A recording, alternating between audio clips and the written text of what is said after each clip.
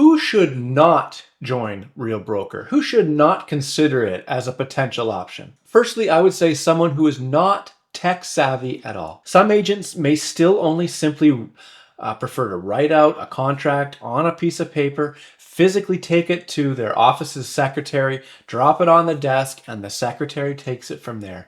Now, that's not how things happen at Real. We have access to proprietary software that essentially acts like our secretary. But it does involve us being able to use a computer and dragging and dropping files into the system. It's not overly difficult or challenging or complicated, but you will have to be able to adapt to a new system and a way of filing things. We have a lot of video training on how it all works and how to use it. And I even have a video on this channel, an introduction to Reason.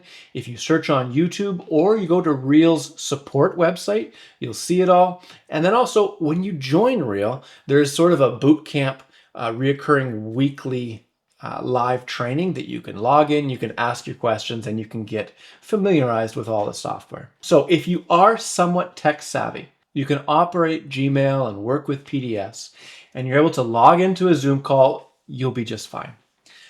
But again, not everyone can, and that's just fine. So those individuals may find it challenging to adapt to new systems. Now, a brand new agent that is going solo and not joining a team also may find it difficult.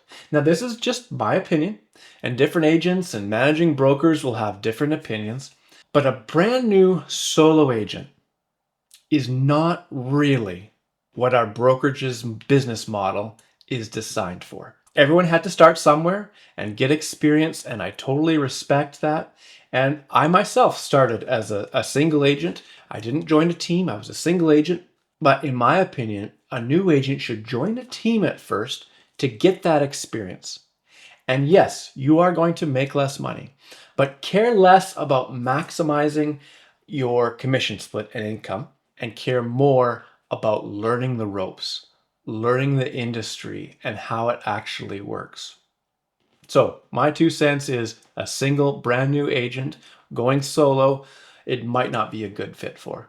Now, who else might it not be a good fit for? Someone who does not want to adapt to our current community and culture. Many brands and brokerages will mention culture as a talking point about who and what they are. But the culture at Real is something special and something that as a brokerage and as brokerage members, we actually work very hard to maintain. The motto is work hard, be kind. First and foremost, that's it. We're North America's fastest growing brokerage, and there are hiccups that are felt with such expansion, right? We are exploding. Does that mean that everyone who joins is and adapts that motto, work hard and be kind? Now, some people have joined and quickly left because they did not fit with our culture. And while I feel for them and I wish them the best, I'm also on a level okay with that. Because we don't want this to be the only brokerage. We don't want there to be one brokerage and every single real estate is part of it. The only option. There are different options for different people. There's a variety of options. And what appeals to me won't appeal to somebody else, and that's totally fine, and I absolutely respect that. Another person that Real Broker really might not be the best fit for is a full-time recruiter. That's not our business model. We're obviously expanding with huge numbers every single quarter for the past few years, and this comes only really with recruiting great agents to our brokerage, and then those reaching out to their network and who they know and said, you know what, you'd be an awesome fit over here. Come check this out. But we don't actually allow this to be someone's full-time goal and to receive, the revenue share that comes with recruiting somebody.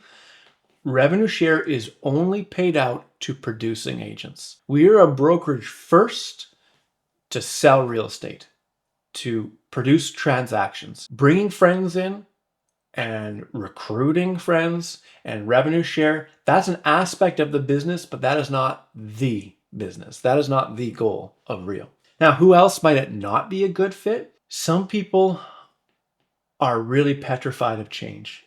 change does cause anxiety. And I know I was certainly nervous about making the change when I joined, and I can't downplay how stressful it was. I did have some sleepless nights, some butterflies. So if staying status quo is ultimately what's best for you, then Real may not be the best option. For me, the change was 100% worth it, and I have no regrets. If Real was in BC, my province, earlier, I would have changed earlier. I just heard a quote: to restart is greater than to regret. For me, restarting at a new brokerage, it really wasn't that stressful. Most of the stress I held and I carried before the decision. Once I jumped in, it was very smooth, and I'm very grateful that I did make that change. Now, joining Real was an amazing decision for myself and an awesome fit for me, for my team, but it may or may not be for you. And there's several reasons which may make it not the best fit for you, the best decision to make. So if you'd like to have a conversation about whether or not it might be a good fit for you, reach out. All my contact information is on my website below, and we can have a chat to see whether or not it might be a good fit.